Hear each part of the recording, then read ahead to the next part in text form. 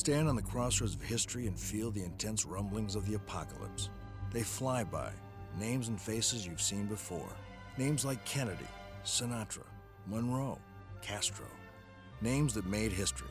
But this time, everything you thought you knew is up for grabs. This time, you're traveling with Momo. He was funny, he was comical, he was witty, he was smart. Said he was a little out there, so to speak, crazy. Well, you walked into a room and everybody turned their head. He wanted to control the world. Momo, Sam Giancana, a sharp-dressing guy in shades who takes way too little credit for way too much. Cross him just once, wake up dead. Just ask Kennedy.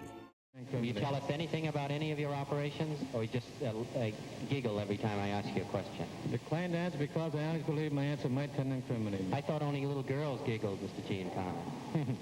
Then he gets involved with the CIA in a secret attempt to whack Fidel Castro. During the 1960 presidential elections, you'll see how Sinatra acts as a bagman, secretly running cash between Momo and the campaign fund. Then you'll see how Momo tips the close national election right there in Chicago, the old-fashioned way, with intimidation, ballot box stuffing, and votes from the grave. You'll watch Momo fall like a ton of bricks for singer Phyllis McGuire. He was magnetic. He was crazy about her. She was like a spitfire. She knew just how far to go. And Momo's old pal Marilyn Monroe, she gets a little too close to the fire for her own good. You think she killed herself? That's what Momo wanted you to think. Then you'll see Momo's final revenge, a well-executed plan that almost comes off perfectly. When one little detail goes wrong, you'll see why Momo has to put the arm on his old gun-running pal, Jack Ruby.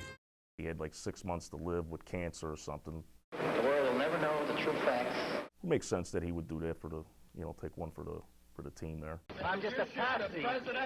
Oswald, I don't think, could figure out how to wrap a gumball machine.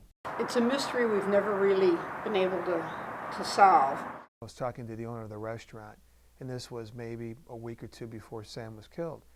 Well, I know that another crew was on it. It was a weird feeling leaving that night.